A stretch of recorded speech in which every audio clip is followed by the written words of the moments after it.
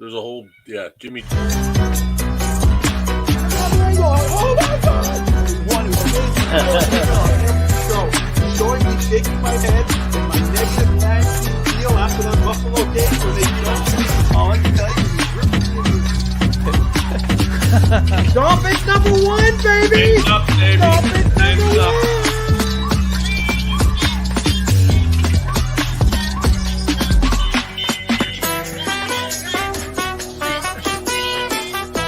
Where if a certain quarterback is mentioned in the comments, I got my beers ready. I'm gonna crack it open. Or is it the Serbian kid? Serbia kid,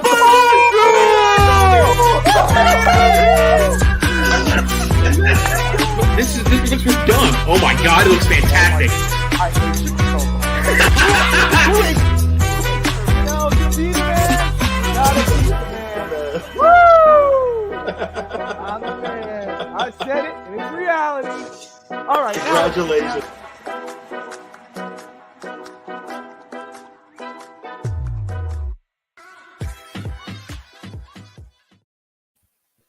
What's up, everybody, and welcome to Huddle Up and WAIT, early before hours edition. I guess you would say more like after hours than our normal show. But welcome to Huddle Up and WAIT. We are going to talk about the Super Bowl today and some other things coming up. I'm joined, as usual, by Dave Steger, who decided to ditch out on me, leave me last minute, unprepared for his mock draft, and then yelled at me for not doing it his way. But that's neither here nor there. CJ Stroud over Bryce Young. Give me a break. Chris Greer. Boo. Last time. Name me one Ohio State QB that's produced in the last 10 years. All right. Well, I'll do you one better. Name me one Alabama quarterback that's produced over the last 10 years. Mac Jones went to the playoffs last year. Oh, no. Is that the bar that we're setting? Is that Alabama or not? Yeah. Oh, he's setting the bar there. Oh, he went to the playoffs. Man, what a low bar. What Ohio State QB went to the playoffs? I'm not suggesting that. I want to see it. I don't honestly. I'm not that impressed with these quarterbacks in this draft. I'm more interested in the project. I'm not worried about quarterback because we got Jordan Love, and I'm ready to go in the Love era, baby. I'm speaking of projects. So we got a. Hey, guess what? Fins down, everybody. Get that tuna kissed. I'm not sure I love the Packers' plans. Today. Or are they going to be driving a car? No. So Love era, baby. Going into it. Well, we're going to talk about this in a little bit because there's some moves that could happen with quarterbacks here. And speaking of Love, and that's kind of like teasing what's going to be talked about here in a little bit. Ooh, he's right. Jalen Hurts did go to Alabama. Yeah, well, thank you, Evan. Okay, all right. I'll give you Jalen Hurts. Okay, that was fair. I mean, participant Jalen Hurts. Okay, all right. I'll give you that one. The Buck eyes. I mean, then where are we? All right, was Russell Wilson, Wisconsin or North Carolina State? He was definitely North Carolina State.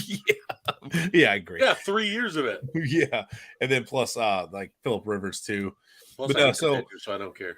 What I'm saying, before we get too far into that rabbit hole. Yeah, well, actually, Evan, great way to lead us in. So you talk about Jalen Hurts coming off the Super Bowl. I want to talk about the Super Bowl a little bit, and which will lead us into free agency preview and talk about the next season, because last year around this time, a lot of people talked about, well, not quite this early, but the Chiefs losing Tyreek Hill. Where were they going to go? How good was their offense going to be? Who made Tyreek Hill good? Was it Hill or was it Mahomes? And then we found out Mahomes didn't need Hill. He still has Kelsey, but Mahomes is going to be a great quarterback regardless. And I think that was a split that both players needed. Hill was like, look, I'm still elite. And Mahomes said, I'm still elite. It was a combination. They made each other better, but they're still good without each other. Like Randy Moss, Tom Brady, Marvin Harrison, and Peyton Manning. We never got to see those two separate, but we know they were great without each other. Torrey Holt without Kurt Warner. Like, we know these guys were great without the quarterback they were with. So it's really good to see that. You know, I like seeing that. Yeah. So that was kind of cool for both of their career arcs. But Mahomes, I think, really cemented himself after that Super Bowl, especially in the second half, as a great quarterback already. I mean, he played phenomenal in the second half, and I mean, like, it was one hell of a Super Bowl, hands down. Like, it was an exciting, fun Super Bowl. And you did call the Bucker game winner. It wasn't a 50-yarder, but hey, it was a Bucker game winner. It matters. Down to game winner. And I was down off 1 point. I said 37-34. Oh, hold on, Evan. Elite players should be able to perform on their own. So that means Why didn't Tua perform better on his own before Hill and Waddle got there? He should be able to perform on his own, right? Tua's not it. These are goldfish, but for the sake of Mimo. I had to do it. Yes. Yes. Oh, there goes another Tua injury. There goes another hip. You stayed some goldfish. But anyways, I digress. Sorry, yeah, I made my own meme. That's going to be in the next intro. Yes, Bobby, freeze that picture with the goldfish, and we're saving it every single time. We need to get that, make our own version. It's going to be a graphic when big news comes up. Bobby with a goldfish. Oh my God, it's great. If you would have got something caught in your beard, it would have been even better. I'm not sure you want me to be the face of the network, though. I would love it. I don't want to be the face of the network, but I can be a meme. I'll definitely do it. Well, that's fair. And I'll agree there. Mahomes definitely proved to me that even without the Hill thing, I'm just talking about where he stands already in this early of his career. He's got 3 Super Bowl participation shots, and he's got 2 Super Bowl championships. And he's got a league MVP, and he broke the curse since 1999. First guy to do it since Kurt Warner. This is history, folks. You got to appreciate this. I mean, what Peyton Manning went to 2. Look how far apart 2 Super Bowls were, and how long it took him to get to 2 more. Right. Then you look at Brett Favre had 2 Super Bowls back to back. Then that was it. Yeah. Look at the gap between Elway's Super Bowl losses and the time they actually won. Look at the gap between Brady's Super Bowls in the early 2000s all the way. From 2004 was the last one, and then it took them till what, 2011? 7. No, they went back in 7. It was still 3 years, but then you turn around and look at it took him a few years to win another one though. Yeah. But Marino went to 1. That was his second year, then that was it. Drew Brees went to 1, and then that was it. So I mean, it's hard to get back to the Super Bowl. So the fact that Mahomes made the 3 Super Bowls, 4 AFC championships as the quarterback of the Chiefs in a row, or 3 out of the 4 years he made to the Super Bowl, that's just automatically impressive. Plus, wasn't it 5 AFC championships? Not 4. It was 5, I thought. I think it's been the 5 straight AFC championships. Yeah, you're right. You're right. Because Andy Reid did that. He was the first coach to do it with 2 different teams. Mm-hmm. Yep. Yeah, you're right. Because I actually forgot about the first one. I didn't count the first one before they went, because they lost to the Patriots, and that was like a controversial. That was the call, whatever. D4 jump off. Yes. To give Brady the next extra 5 yards when everyone knew they were going to go out there on 4th down and just try and get him to jump, and he did it anyway. Yeah, I remember that. That offseason, D4 gets shipped off to the 49ers like, you dumbass. And just to turn around and have to face, like, all right, now we're going to face you in the Super Bowl. This is going to be easy. We know exactly what you're going to do. But it just shows where Mahomes stands already all time in the QB list. I'm not saying he's the GOAT, but he's climbing the charts quickly, and he's already in that top 10 conversation where, you got to mention guys like Peyton and Mahomes, because I mean, Kurt Warner, he took a league MVP, a Super Bowl MVP, and a Super Bowl in the same season, and it's not his first Super Bowl win. So that shows you how consistent he is. He's done it with Hill. He's done it with Kelsey. He's done it without Hill. And he's also, what was more impressive, in the Bengals AFC Championship win over them, he lost receivers left and right. He lost Tony. He lost Sky Moore for a bit in that game. Juju Smith-Schuster went out. I mean, and MVS even got dinged up in that game, came back in. A lot of these guys on there, other than Juju, are all unproven guys. Sky Moore, Kadarius Toney, those guys. Like Tony's never really stepped foot on the field with the Giants much, so it's like, and Sky Moore's a rookie, so it's like you have these guys that are unproven, that don't have a lot of snaps on offense, and they're being relied on. And both of them scored a touchdown. And Kadarius Toney had a big play for a punt return. He looked like the player in the Super Bowl. He looked like the player we thought he was supposed to be coming out. Such a beautiful punt return.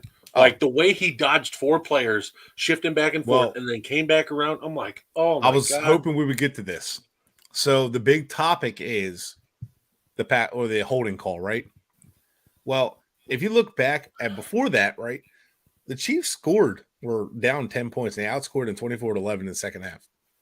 The Chiefs on that punt return, they gave credit to Dave too, because the announcer said about Dave too, the special teams coordinator. He saw something. If you watch the way that wall was set up, there's no way it was just, he reversed field, because everybody was in position. Everybody was blocking. There was no blocking the back. They tell returners to save time and then come back. Yep. So it looked like he was able to sell it to the left long enough and timed it perfectly to cut back and had that lane. And my God, if he was like a half a step ahead, he would have had a punt return for a touchdown.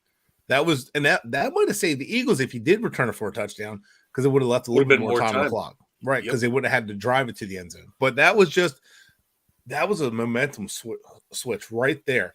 That swung the momentum from the Eagles right to the Chiefs, and the Chiefs never let go of the momentum after that. And then they scored on the same play that Doug Peterson actually scored against them this year with the Jaguars. And Andy Reid saw that, and Eric Bieniemy saw it, and they put in their game plan, and it worked twice. And that was impressive. Let's go ahead and give a big old clap for Eric Bieniemy to land that assistant head coach OC job in Washington. Everyone's like, oh, it's not a promotion. He gets to be assistant head coach now. And on top of that, Rivera craps to bed like he's been doing in Washington with a really talented roster. He's probably going to be head coach next year, the way it's looking. But he doesn't, at least in 24. So it is a promotion because he doesn't really call plays. So a lot of people don't understand. With assistant head coach is a big job label too. Yeah, and then Andy Reid is he's the play caller. He's always been the play caller. However, that doesn't mean Eric Bieniemy is not a part of actually putting in the game plan, right? I mean, he still does the game plan. He's still a big part of that. And people seeing him and Mahomes getting heated, that happens. It's going to get heated. Jeff Saturday and Peyton Manning got into it on the sideline. That's going to happen. It's just the heat of the moment. It's the competitiveness in each other to try and bring it out. And sometimes it comes out that way, and you go back and be like, hey, my bad, buddy. Right. Whatever. Move on. So, there you go. Exactly. And, the offensive line coaches a lot of times install the run game, and the quarterback coach, wide receiver coach install the passing game. So a lot of people don't understand that. And then they work with the coordinator to game plan, and then the game plan, and then they work with the head coach. And it just shows you Andy Reid develops as coaches, and Andy Reid knows Eric Bieniemy is a big part of it, or else Eric Bieniemy wouldn't have held the title that he held. And, he never protected Eric Bieniemy from leaving. He was all for Eric Bieniemy going to an interview. Now, I know Eric Bieniemy turned down a couple jobs. So I think there was a couple jobs he turned down, if I remember correctly, that I was like, smart. Because minority coaches don't get many second chances. Yeah. So, and when they do, it's usually another shit show. So I'm actually glad he is being meticulous. Like, if you're going to be picky about me, I'm going to be picky about you. I'm going to pick my spots. So now what he gets to do is say, look, I learned from Andy Reid. Okay, Andy Reid helped coach me up too and taught me everything about his offense. And I've been behind the scenes doing just as much. And I'm every bit as part of the Chiefs as Andy Reid in that sense. He's got 2 Super Bowl rings to show for it as a coordinator. Right. So now there is something to be said that he's an assistant head coach, because now he's a play caller as an offensive coordinator. He has say play calling. And he's assistant head coach. So now it's like you have no more excuses not to hire him. So he should be a head coach in the next coaching cycle. Yeah. And I just hope it's not a Rivera gets fired and then he gets an interim head coach and things go sideways, because you know how much of a messy situation that team is. And it'd be really hard for interim head coach to turn that team around. And then they say, oh, well, he went winless in the last 5 games as an interim head coach, so he's not a good head coach. Like, really, We've seen it with Rich Bisaccia, remember? The Raiders, he did it and took him to the playoffs. Mm-hmm. But I'm not even sure. Like, why would he want it? That'd be the only thing. If he becomes assistant or the interim head coach, it would suck, because it's like, well, shit. Like, if that situation gets messy, it's not going to be his fault, in my opinion, because that situation in Washington's already messy. Yeah, but I like the hire. I really like the hire. I like the spot, and it's all going to come down to quarterback. They have some good weapons in place there that people aren't paying attention to, and you're going to start knowing their names. McLaurin is a football guy, so everybody knows Terry McLaurin. But household-wise, I don't know if they know them. And they got Gibson there. They have some talented pieces in place there. I'm excited to see what he does. How about that Alabama talented running back that got shot multiple times and came back and looked like a stud? You know what? Shout out to him, though, for coming back to Many Men by 50 Cent. That was just like the best troll ever. I loved it, dude. I mean, he's a living 50 Cent in the NFL world, folks. I mean, there's that. Also, too, Evan mentioned, it was the last game of the season, but Sam Howell looked darn good against a Dallas secondary that held down Mhm. a lot of good offensive passing attacks this year.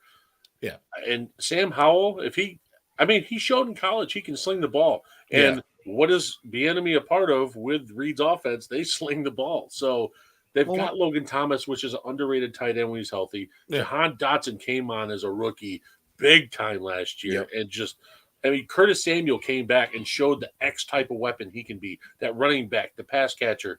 Like, he was all over the place last year. So they have a legitimate offense ready to go. Sam Howell has everything he needs. A couple more offensive linemen obviously wouldn't hurt.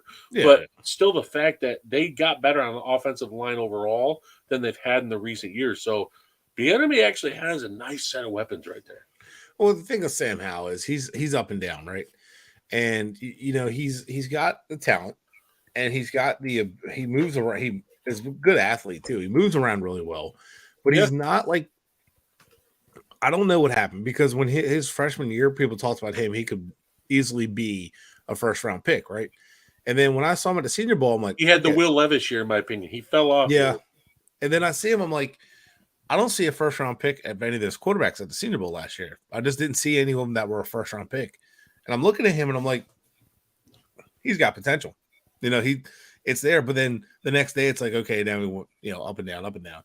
Next day I'm like, okay, he's pretty good. Then the next day up and down. Like Ritter, Pickett, and him, like they would show flashes where I'm like, there's something there at these guys. Like I feel like they can do something. And Sam Howell, I don't know that he's your future starter, but I think at minimum or at best or at worst, I think he could be a solid backup in your system for a long time. And I think he can really develop into Eric Bieniemy's system and be a pretty solid quarterback, at least as a starter, as a stopgap, if anything. You know what I mean? Like an Alex Smith maybe, or a like Ryan Fitzpatrick kind of guy. He can be your stopgap until you get the next quarterback. That's how I see Sam Howell becoming, but you never know at the same time. My thing is with Howell is his ceiling is higher than most people think. I'm not saying he's going to be this elite QB, but he has enough weapons to operate on offense that in UNC, look what they had. They had a lot of weapons to work with. And they lost a ton of weapons his senior year, like both running backs. Yeah, and that's the thing. Now you have these weapons in Washington with a new fired up offensive coordinator who's going to lay out the entire Reed offensive system at the helm of these players. And I mean, I'm not trying to take anything from Mahomes, but we saw Chad Henne come in and operate this offense. We had Alex Smith operate this offense with success. So there's no reason I shouldn't see Howell being able to work with us. That's not unheard of. Let's go back to Andy Reid with the Eagles. He had Detmer and AJ Feely. Kevin Cobb. Oh, and Kevin Cobb. He had Detmer and Feely play in the playoffs and win playoff games. Like he's had these, and that's how AJ Feely goes traded to the Dolphins for a second round pick, because he played a playoff game. Like Andy Reid's system works. He's had countless guys just step in. So he's had guys just step in and play in his system and play it well. So it's just what he does, man. It's so honestly, like it's that system. And if Bieniemy can duplicate that system, Sam Howell can have at least a productive year as a starter, even if he's not going to be a long-term starter. Like he could have a productive year where you start having that conversation. And he's on a rookie deal in his second year. You start thinking, well, maybe we'll develop him, see what we have in him. At worst, we're looking at a quarterback next year in 24 where the class is better. And I'm like trading Sam Howell, who someone might need a spot starter right now. So it's a win-win situation. Him a spot starter, a gap QB. You gotta give no. Man. I'm talking about at worst. At worst, I'm just saying, like, you have nothing to lose to him. I'm just saying you have nothing to lose with him. What do you have against UNC? Are you a Duke fan or something? When's the last UNC quarterback to win? Let's see. Wait. You said UNC? Didn't Mitch Trubisky make the playoffs? Twice. Let's see. There you go. All right. So, are you telling me UNC QB has division title and made the playoffs over an OSU QB? What? Anyways, yeah. Mitch Trubisky was the last one to make the playoffs for UNC. They didn't win the division, did they? Yeah, 2018. They won. That's the year they went to the Eagles, and then the Eagles they double doinked the field goal. Yeah. I just didn't remember them winning the division. They did. Okay, It was just right. they were facing fourth into 5 seed, or fourth into 5 seed is what it was. But anyways, let's reel back Super Bowl review. Let's give props to the Eagles. I just want to go ahead. Although they lost both their coaches too. They lost Steichen. But listen, I'm more worried about Steichen because he was a big part of that offense. Gannon got absolutely schooled by Reed, Bieniemy, Matt Nagy. That whole offensive staff adjusted and schooled that man on the same play, reversed it with Sky Moore and Kadarius Toney. They ran the same freaking play. And they went to a zone or a man coverage instead of zone, and no one accounted for the man in the backfield. And it was like, if you did a zone, like you would have been okay. But like Fangio, they lost him too. And he was actually a consultant with them from October. Then they hired him for the last 2 weeks to be like, they gave him a full contract to say, okay, now we need your help on offense. We can't lose you. We need you like for the next 2 weeks dialed in the Super Bowl. And we need your help on the offensive side. Don't understand that for whatever reason, but it worked. Oh, it seemed to work offensively for them because they seemed to have pretty good answers on offense, but they didn't have any answers on defense in the second half. So that wasn't – I'm shocked the way that went down because the Eagles defense had every chance to, like, pick apart the Chiefs offense, and they just didn't do it. Evan just said it perfectly. One total sack the entire game, and it came from the Chiefs. The Eagles defense that was supposed to be this vaunted next great defense since the 85 Bears. Well, it's not that good. No, but I'm talking about sacks wise. Oh, yeah. Well, yeah. It was down that level, and then it just fell flat on its face. Yeah. Tell you what, it was a good offensive line. This offensive line for Kansas City is so underrated. Nobody was giving these guys props. I mean, I love the fact that I'm sorry, I didn't mean to interrupt you. I was just trying to say that, like, the game planning by Reed here and the way their protections were set was perfect. Having these running backs pick up the blitzes that Gannon was sending, like you were seeing TJ Edwards and these other linebackers shoot the gaps, and Mahomes, props to him. The gutsy performance on the fact of one leg, man, I was hurting because I've had high-grade ankle sprains before. I know you have too in the military, and guess what? We don't go to sick call. You keep going. You keep running on it. You keep going. I know that exact run he had when he was basically hobbling on one leg, and you could see him gritting his teeth when he was running that ball. And I'm like, dude, Mahomes lays it all on the line. You're in the Super Bowl. Get it fixed after.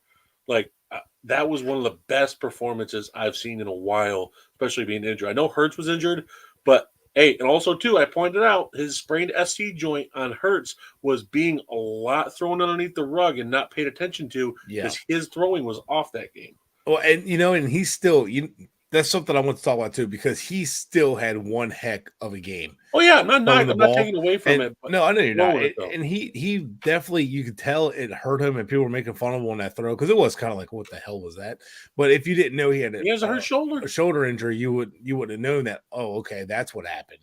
So like that's why he couldn't throw that ball. That his arm was like, you could tell his arm. He was throwing the ball like he was tired. That's what it seemed like anyway. So I really feel like that was definitely swept under the rug a lot more. And his running ability, you can kind of tell the more he ran, the more hits he took, the more that shoulder was starting to bother him. So when he was throwing the ball, it was just losing some oomph. It was just over the course of the game, and that's just going to happen. And he was a warrior and fought all the way through it. And, it sucks that it came down to that field goal with seconds left, but that's just – it was smart football by the Chiefs to kind of run the clock down, which we all we were texting each other saying that here comes they're gonna bleed this clock all the way down as far as they can, and they did. Yep, and that holding on, you can blame Bradbury for the holding all you want, but at the end of the day, it was the Eagles could have stopped them long before that too, and could have not let up 24 points and a half. Yeah, and relied on that one excuse. Right? It wasn't a holding call. Listen, even Bradbury came out and said, it's a holding. I tugged his jersey. They caught it. I can't help it. Now, props to you, Bradbury, for owning that and saying, I messed up. It was my fault. And you could tell it was hurting him when he said it. The other thing with Bradbury, too, is basically what he's saying is we were pretty much doing it all game. Like, it's a veteran thing. If you can get a hidden, hey, they're not saying nothing about it all game. You're kind of get away with it. All eyes were on him, though. That's the only problem. You're going to get a flag there because all the refs are looking at you. Right. And the thing is, in the location of it, he was the only corner and receiver to that side, and they got him. This is where the Chiefs started taking advantage of them being a man. If they're in zone, that hold doesn't happen because Bradbury's not having to break down one-on-one. And that Kadarius Toney one-on-one or Sky Moore one-on-one with Bradbury in the slot, that's a tough coverage because those guys MVS, same thing, the speed.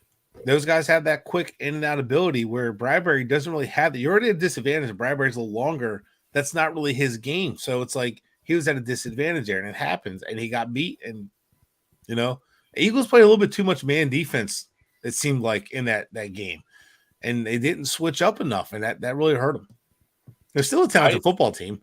I don't think they're going to be gone for a while. They'll be back. They're going to regress this year because of the amount of free agents they have, and they don't have the cap room that other teams have right now, like the Bears and the Texans and other guys up the board that don't have that cap room. They have their defensive line. They have Hargrave, Fletcher Cox, Sue, all their big guys they brought in on free agency this year, late season additions. There's nobody there. The only guy they got right now is Jordan Davis, I think. That's it. On contract. Of course they can bring other people back, but I'm just saying he's a free agent, dude. Okay, He has a void year in 2023. So when he re-signed or redid his deal a couple of years ago, they restructured it and added a void deal on the end of this year for 2023. So he's a free agent. So I mean, they're going to be hurting. So they got some decisions to make on their. Chauncey Gardner-Johnson, free agent. I believe Bradbury's a free agent. Yep. Yeah, they're going to be hurting, man. I get Howie Roseman is a wizard. He will definitely be at the helm trying to fix this. We've all seen him in the draft. We've seen him acquire other players in a trade and be able to move stuff around. But I don't know. I think this is a Super Bowl hangover that's going to hit. This is one thing we've seen is a Super Bowl hangover hits the losing team way harder these recent years. And unless you're the Chiefs. That's because you have Patrick Mahomes and you're back. By the way, you're back in the AFC Championship the next year. I'm saying it right now. Travis Kelce is the greatest tight end of all time. Yeah. Yep. I have no question in my mind. I love Gronk. I love Antonio Gates. I love Tony Gonzalez. But Gronk, the thing with Gronk is his health. The time he's missed is the number. Like he's put up amazing numbers. I'm not saying that just, but imagine if he didn't miss time. Tight end. Yeah. Imagine if he didn't miss time. We would be having a discussion right now where it's like elbow and forearm fractures, man. Put him up for like 3 years. And he came into the league with a bad back too. And he retired because his body said to, but like imagine what we would be talking right now where it's like you have 1A and 1B and you're still basically having that. But having him and Gronk is kind of like Antonio Gates and Tony Gonzalez together at the same time. It's like you can make an argument for either one of them. It doesn't really matter. I'm not going to say you're wrong for either one, but on this one, I think Travis Kelce is just like kind of cementing himself as the best tight end of all time. And there's there's some names on there. When you start talking about like Shannon Sharp on there, Kellen Winslow Sr., you start talking about tight ends. Yeah, and you go back to Ozzie. So you start talking tight ends, it's like to say he's one of the greatest tight ends or is the greatest tight end of all time, that's saying something.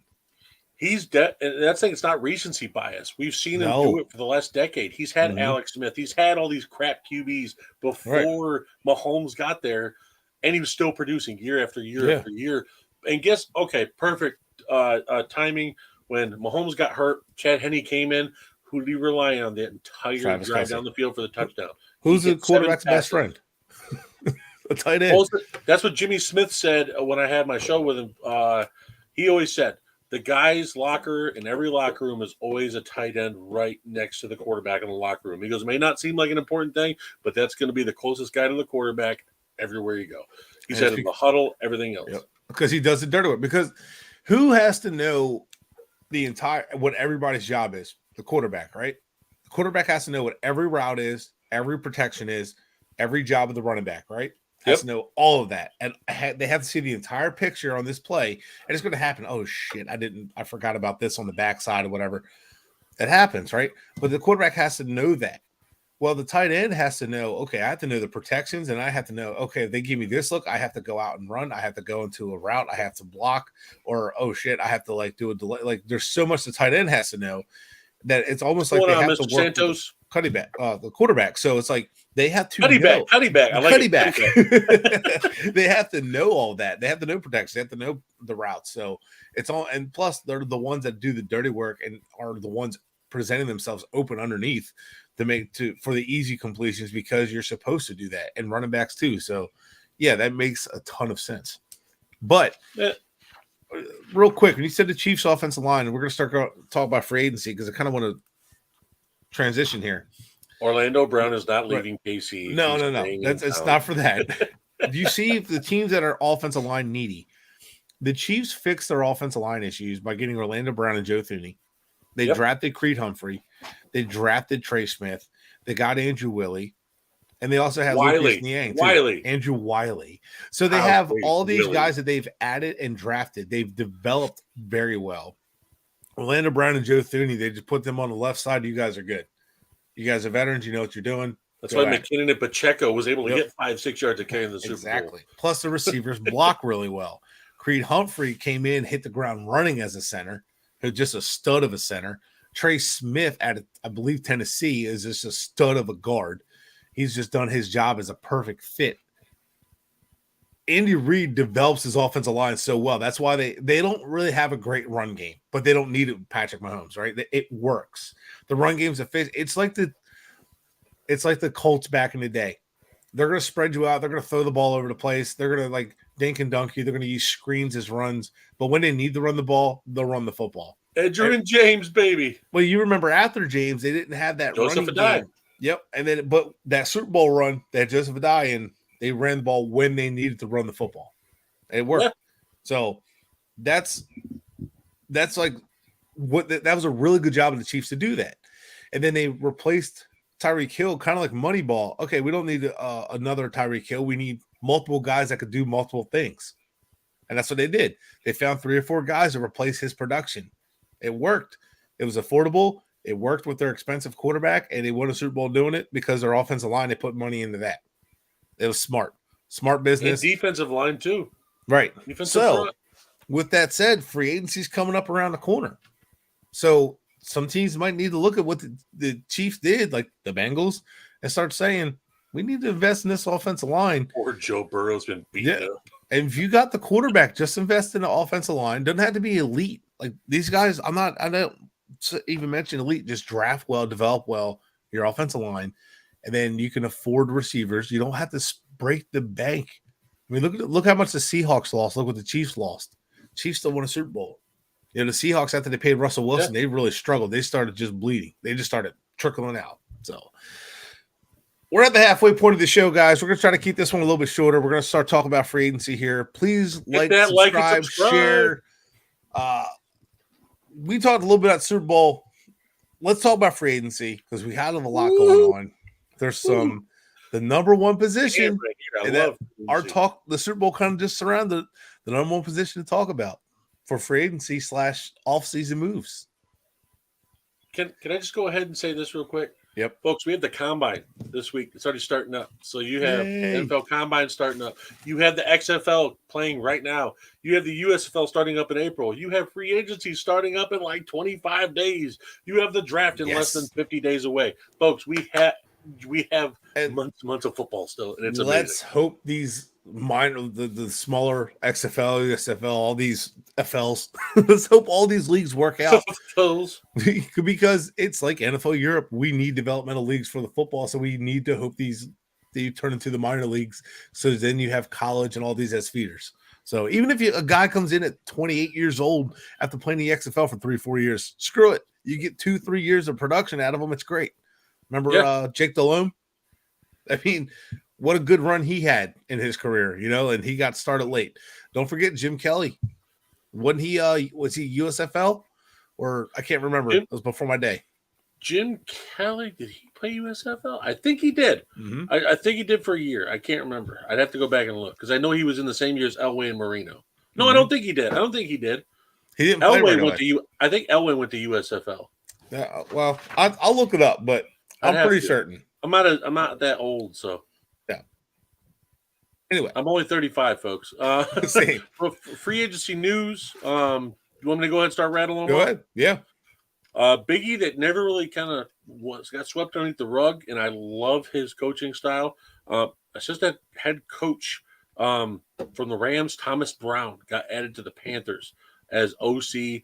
I like it because there was a lot of creativity done with Sean McVay while Stafford went out, and you had Baker Mayfield in there, and you had other guys that go down like Cooper Kupp, and they were still competitive in games. I watched them upset a couple teams late in the season and also compete. Even though they had losses, they were still competing, and that's a lot to say with guys like Thomas Brown. So he's going to be a big add, and man, Frank Reich has added a quality staff there. Deuce Staley, running backs coach. So there's definitely some pieces being added there. I like what he's doing.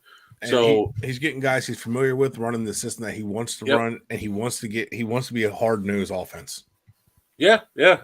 Jonathan Gannon, another Super Bowl participating head coach, went down to Arizona. Now, this is the one I have big question marks on because he's been like the 8th, 9th coach that they had to interview because the other one said, we're not dealing with Kyler. Yeah. He's backing Kyler, which is a good thing. Obviously, you don't want him coming in and saying, I don't know if we're going to be able to work with him, but he's all about it. I'm going to give him a shot. I never down a coach unless it's Urban Meyer because he's a piece of shit. But anyways, I hate him. I can't stand Urban Meyer. But I'm going to give him a shot. I always give every coach a shot. I want to see how they do. Another one that kind of caught my eye, Rex Ryan coming out of retirement for possibly the defensive coordinator job in Denver. Yeah, I'm a little confused with the whole Denver. I think they let go of their defense coordinator last year. Hero is amazing. Yeah. They got rid of him a little too soon. I understand. Panthers defensive coordinator. Well, I mean, I understand that Sean Payton is saying he might want a more experienced defense coordinator. I understand. He had the second-ranked defense. I know. And Sean Payton has been through a lot of defensive coordinators, and Dennis Allen was his most consistent after. Screw Dennis Allen, he didn't do nothing. But he didn't really have a consistent defensive coordinator for a long time. He bounced around, Greg Williams situation. So he's looking for that defensive coordinator that fits his attack and aggressive mentality. And Rex Ryan fits that, but how good is he going to be? I don't know. Don't underestimate Rex Ryan. He was a heck of a defensive coordinator when he was dialed in. He got a head coach job for a reason. But sometimes it's he rubs the players the wrong way, and sometimes it's it doesn't always go the right way. So that was as a head coach too when he was with his stint with Buffalo and New York. His defenses in Buffalo were bad, but Buffalo was just a terribly run team at the time, similar to Jets. So it's really hard to judge a guy by how. Well, the Jets, he had Mark Sanchez go to 2 AFC Championship games. They upset the Patriots in the playoffs, which is unheard of, especially with Mark Sanchez over Tom Brady. Those were his defenses. So, as a defensive coordinator, I don't mind it because Peyton knows his brother. He had Rob Ryan. Rob Ryan had some success there with him in New Orleans. So, he has that Ryan connection. Right. Now, a little side note. Listen, I grew up in Cortland, New York. Rex Ryan used to be the coach of the Jets. Training camp got held in Cortland, New York for a couple times up there. I have heard this man in the Dark Horse Tavern come blatantly out and just say he's got a foot fetish. And I mean, he was all over them college girls. Listen, Rex is a good dude. He's a fun guy. He would buy all the locals drinks. He wasn't snobby. And listen, I don't know if you remember the COVID toe thing with Rodgers. There was a segment a while ago. Oh, yeah. And he goes, well, yeah. He goes, I'm kind of a foot guy. He had Ryan Clark set down his mic and walk off stage because he was just dying. He was laughing his butt off. He goes, really? Really? Are we doing this right now? And he just went and leaned up on a pole just sitting there looking at Rex. Going, Are we really doing this right now? And the thing is with Rex, he's going to come in right away and he's going to communicate with his players. He's going to his players are going to connect with him. He ain't shy at all. And he's got some talent there in Denver. I don't know. We'll see what happens with that. And let's throw it out there. I mean, before Peyton Manning and Tom Brady did, not a lot of quarterbacks won more than a Super Bowl with more than one team, but no head coach has ever won with more than one team. So, I mean, some have come close. Andy Reid, Mike Holmgren. So some have come close. Some have taken multiple teams to Super Bowls. John Fox, I believe. So, it's possible. He could win another one, but I think he'll have them playing very good.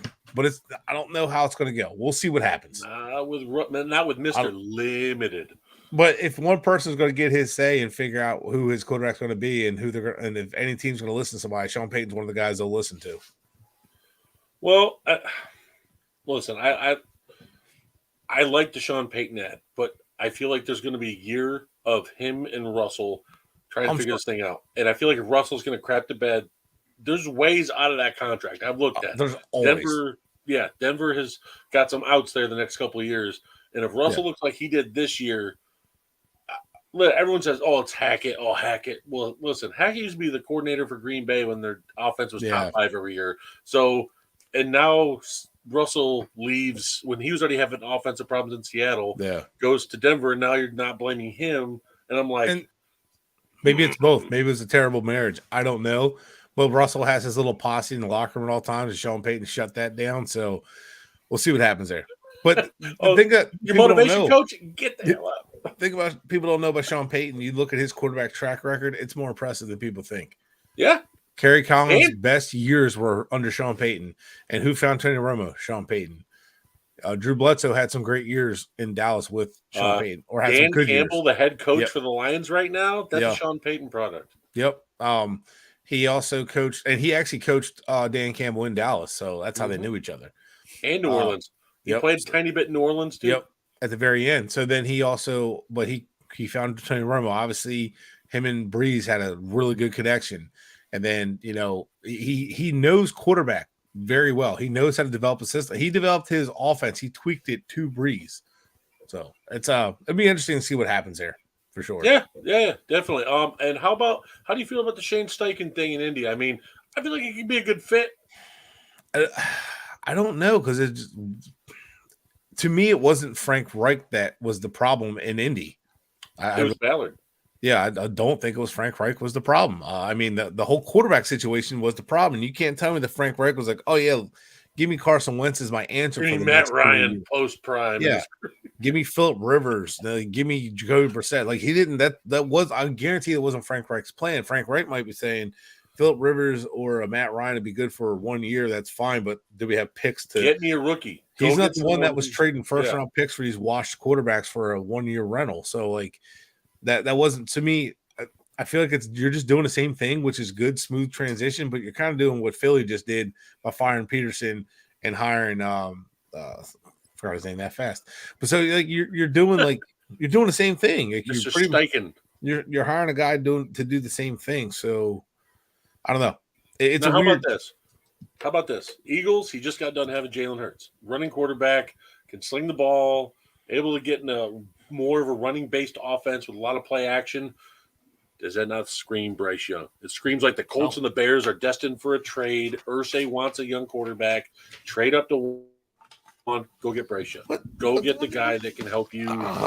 I mean, it's his style of quarterback. Jalen Hurts. The only comparison between Jalen Hurts and Bryce Young is they played at Alabama. I'm not saying. No, I'm saying the fact of the type of QB, that running play action type QB. That's what I get. That Young is. I totally understand that, but to me, if on the Colts, I think I don't know. I don't think that's the offense they would go for. I don't think that's what they would take. The Buckeye glasses off. Let's do this. I told you before. I don't have Buckeye glasses. Like I told people before that the Ohio State hasn't had an NFL, like a legit NFL quarterback in a few years, and Justin Fields was the first one, but they didn't recruit him. He was a Georgia guy, then transferred. So I don't really count him technically as Ohio State in that sense because they didn't recruit him. But so the point I make though, I just don't see Bryce Young as the guy. But maybe one guy they could bring in. Will Levis? Do you think Levis? Yes, 100%. Yes, I could see that. He's a runner. He's got the mobility. Right, but he needs to be developed just the way Jalen Hurts is, but he has that same ability, or Dak Prescott. But he's got a good offense there to support him and kind of work through those problems. You got Jonathan Taylor. There's a running back. They have a good run game, and they have solid receivers and a good offensive line. Alec Pierce is going to explode next year. And they have a solid defense. So they have – it's not easy, but it's definitely worse situations. But – I mean, like quarterback, maybe they could go after. Would they go after Derek Carr? No, okay. Because they're not even on the list for Derek Carr. It's the Saints, the Jets, the Bucks, and the Panthers. Those are the four main teams being connected to Derek Carr right now. The Jets just took Derek Carr out to lunch today. There's been pictures posted everywhere. So, and the Jets are still. They actually came out and said, Joe Douglas said, we had our visit with Derek Carr, but we're still avidly. It just came out as I was reading this. Avidly going to see if we can trade for Aaron Rodgers. So they're still on board with that. Yeah. But also that's the thing that you got to see everything else lands. This is the dominoes. Yeah, this is where the Derek Carr's the first domino for this. Jimmy Garoppolo could be the first domino. Well, too. that's He's true another veteran too. QB. That's true. Yeah, but like we got to see where the dominoes fall. Evan, if you've been watching, we've said it like 3 times. But don't forget, like Jimmy Garoppolo also, in my opinion, is a realistic option for the Jets. He knows the offense. He can come in day one. Right. How do they feel about Zach Wilson? Saleh, being a defensive guy, could say, hey, you know what? Garoppolo can come in and run my offense. If he still believes in Zach Wilson, this is what I mean. If he's like, okay, you know what? I believe in Zach Wilson, but I want Garoppolo to start for me for this year. Let's develop, see what he does. We'll go from there. But, so that makes sense. So I do think that. But who's going to be first domino? I think Derek Carr makes the quarterback interesting. And I think this is going to make it really interesting. But then it goes with Aaron Rodgers. We already know the Packers are moving on. So now where does he end up? Does he end up with the Jets? Are the Colts involved? The Buccaneers? The Panthers? Where does he end up? And if he ends up, I actually wanted to say this today. I was saving this. I actually thought about what happens if Rodgers gets traded to the Panthers, which I know they probably want to put him in the AFC, but that would be an interesting matchup. Just hypothetically, that would be very interesting with him and Frank Reich. I'd be curious how that goes. Well, you think about him and Frank Reich working together. Rodgers loves the West Coast offense. He would go back to West Coast, less of the Shanahan offense. I think he would have fun in that offense, but I don't see it actually happening. But the reports, the Panthers already said they want a younger QB. Yeah, they don't want that. Which further cements Frank Reich not being the one that wanted all these old quarterbacks. So, the Raiders and the Jets are the biggies right now. Right. Actually, money line for Vegas, like I think it was about a week ago.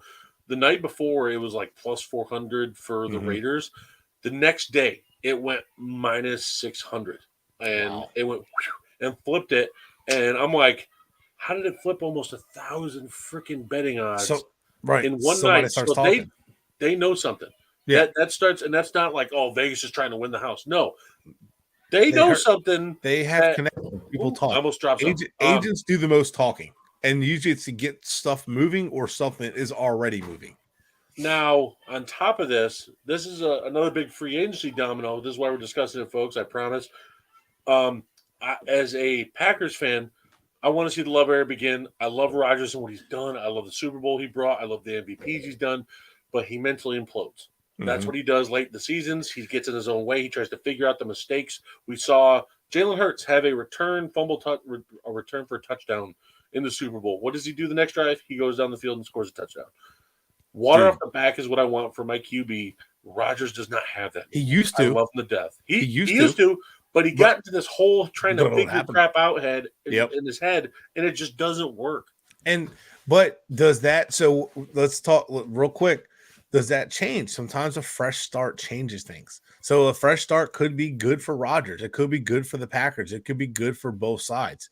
And Rodgers has expressed his interest in wanting to play in a different system before, where he did not like this system before, and the system isn't for everybody. And I can imagine how frustrating it is going from this offense you've known for years, that the transition to this one, it's got a lot more motions and a lot more gadgets and a lot more like gimmicks in it. So it's like, and you don't really need all those with Rodgers. Like, I feel like if Rodgers had McVay, he wouldn't be I think he would have more success. And the reason I say that is because McVay uses a lot less motions and stuff when he got Stafford, because he's like, I'm just going to line up and play. He doesn't have to rely on the disguise when you already have the play lined out. And that's what LaFleur still relies on that a lot. He still relies on motions and stuff. It's where he came from. It's where he was. So, and that's how he does things, and that's fine. But it seems like Hackett doesn't do that, and I think that's why Rodgers likes Hackett, because he's more of, hey, let's just line it up and play.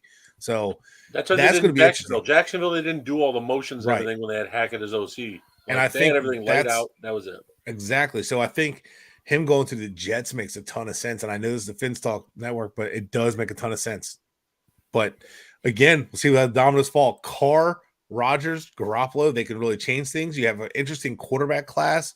Will Levis, who's I think a project, but might be the highest ceiling. Anthony Richardson, Hendon Hooker. Those three are guys that are very intriguing in this draft that you don't have to get in the top of the draft. And then Bryce Young, to me, is I don't know. I don't know he's going to be an NFL quarterback. He is small. I say he's about an average athlete. He's not like a great athlete. He's a good enough athlete. I will say that. His arm isn't good enough. I don't know. I think he's way overhyped. CJ Stroud has a lot of potential, but he's accurate, has a good arm, but I see a lot of up and down. Like I can see him being more of an Eli Manning than anything else. Like he's very accurate to Michigan Wolverines DB. Right. I mean, like that's the thing. That's the thing in a big game. He folded, and I didn't like it. So, although they did go toe to toe in the playoffs, so I will give him that against Georgia. So I will say he battled, but I have my doubts about him too. A sleeper team that has not been mentioned yet. Apparently, reports have come out. There's been a sleeper team that has come out along the Raiders and Jets. It still hasn't been named yet. I'm going to take a stab at it for Rodgers. I think it's the Titans. They don't have a quarterback. They have a young guy that they want to develop on the bench. And Tannehill's out. They already want to move on. He's out. They've already expressed that. Tannehill's on the Jets' radar too, from what I've been told. Vrabel and Rodgers are very good friends off the field. They've done golfing together. He owns property. He just bought property in Nashville, and he also has his company he started from ground up in Nashville. And Evan just said that. Look at you guys. Look at that. You and Evan talking about that. Nice. Bobby, I expect this from you. You live that way. So, Bobby, come on, man. I expect to know these things. And I'm going to throw one more quarterback. One more quarterback's going to be thrown in there. Bobby, I'm sorry to do this. Lamar Jackson. Well, yeah, he's going to be listen, there's always been at least one big trade of a quarterback the last 5 years. And this year you got Lamar, you got Rodgers. I think there's going to be two. I think Lamar's going to get moved because the fact Baltimore didn't include him in the OC hire and saying, who did I want? That's a big tell right there. And they did not pay him. And they did his 5th-year option. They could have paid him already and been done with it. I think after his 4th year, I know he had some injuries he was battling, but I think he did enough to say, okay, he's our guy. You know, like 19 and 20 were good years. 21 was a good year, but he was kind of banged up, and they didn't pay him. Now they're like, crap. Now Roman was Lamar's guy. They get along great. They get rid of him, and then bringing a new guy that he didn't have a say on. That's right.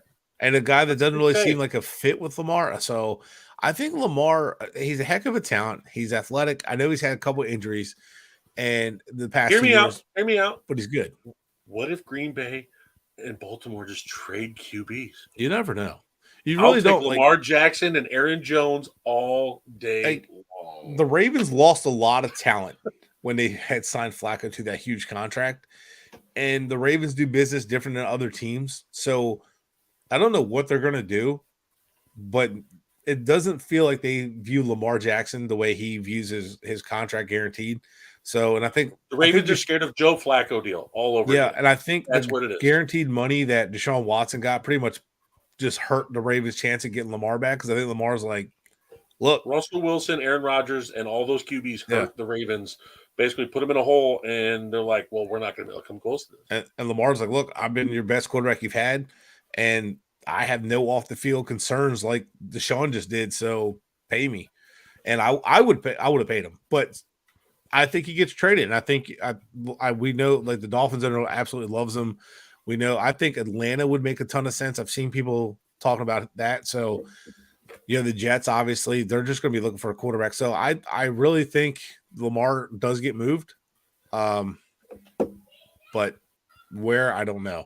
I don't see it working out with in Carolina, but the Lions. I feel like the Lions would be fun with Lamar Jackson and Dan Campbell. That would be Isn't he from Detroit? No, they believe he's from Florida. Oh, I thought there's some QB out there that they're saying that could have been going to Detroit because he's near the area. I got to go back and look and see which one.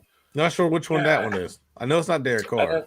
Oh God, no! Derek Carr's he played out in Fresno State. Yeah, he's from California, isn't he? Yeah. So now before we wrap up, that's another guy to watch for the Bucs. I know Jimmy G's been linked to there as well, but everyone's talking about the Bucks starting to move on, trade all these pieces, get rid of their defense.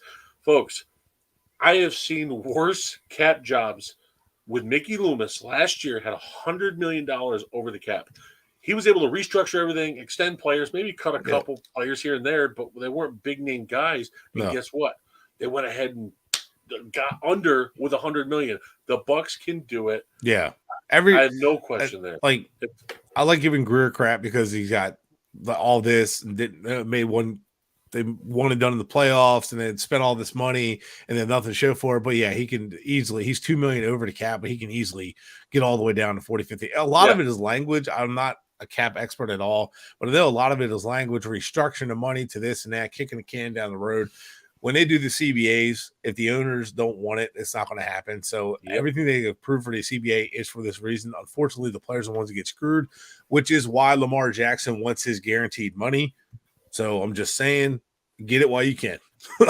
I mean, you'll never. I don't blame these guys. These owners are offering it. Take it. Bleed them dry. I mean, the owners aren't hurting for money. They're going to be so. Take it while you can. And if you look at Baltimore, they're the way they add weapons is not good. They don't really add all that great. They let their best weapon walk, and the weapons they've added are solid, but nothing's like consistent and reliable. Like, who's their number one? Who's their guy they rely on outside of their tight end? So that's it. That's all they got. So it's like, and the run game has been inconsistent. So Lamar probably, I don't blame him for wanting to get out of it. Like, give me your guaranteed contract because I've been your offense, and we have playmakers on at receiver, but we don't have that dog, that number one receiver, that guy that can, no matter what you do, he's going to be the best guy. And I feel like Lamar would benefit better than that. He's not Patrick Mahomes. Patrick Mahomes doesn't need that so much. You know what I mean? So all these quarterbacks are different. Lamar's a little different style quarterback than that. He could benefit more from a guy like that. Although I'm not saying he needs it to be successful, but he would benefit a lot from it. So that's just my take on that. But guys, go ahead, Dave. No, I was going to say, final thoughts. Keep your eyes peeled. Combine's happening. And then combine with that, you're going to see certain players practice and work out because of certain injuries have healed up that you may not have seen play, like Jackson Smith-Njigba out of Ohio State. A lot of people said that he had that. Great receiver. I want Packers to get him at 15. That's just Ohio State receivers are Brian Hartline. Pipeline. Yep, Brian Hartline, man, he is just. Penn State and Ohio State are going back and forth each year for Ohio for wide receivers in the league right now. It's ridiculous. This is Brian Hartline, a homer on both fronts for me on that one. No. Believe me, Ohio State receivers as a pipeline has been amazing. But no, I think that the combine is going to, even though I call it the underwear workout and stuff like that, and I know that you can only get so much from it, but you still get to see a lot of raw athleticism that you may not see in pads that could show. I like the 3 cones and stuff like that, the 5-10-5 shuffles.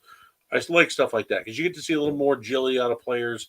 You get to see players that were injured, like I just said, and then the pro days are also coming up too throughout the next month. That keep an eye on that after the combine. The pro days are going to be fun because you get to see other players that aren't in the combine that get to do those pro days that could jump up their draft stock. And I know I'm already on the clock with Vince Talk Network, but Brett, I can't wait to do some mock draft talk and stuff on here, man, because that's part of the off season. Yeah, I'm starting to get ready for that. Starting to get closer into it. Next year, I'll be a lot more prepared, hopefully. So, with that said, the combine, this is where coaches and owners start talking to each other. This is where they start chatting and saying, "Oh, is this guy available? Is this guy available?"